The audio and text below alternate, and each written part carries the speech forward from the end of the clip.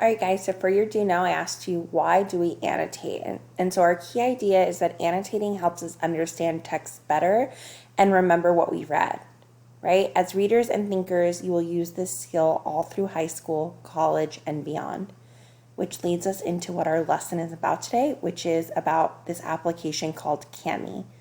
So what is whykami? Whykami is an app that allows us to annotate text and keep track of what we have annotated.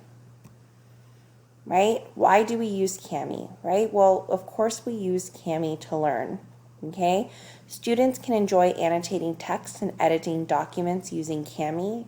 It allows us to go back and look at what we annotated, unlike Nearpod. Your teachers can give feedback using the app, and it links up right to our Google Classroom. What you're going to do next is you're going to watch videos on how to use whykami. These videos have been made by other teachers at Kip Podair, okay, but they still can apply to 5th grade. So please follow the steps to access your assignment in Google Classroom. Use whykami, and then you're going to learn how to use and find all of your whykami annotations on Google Drive.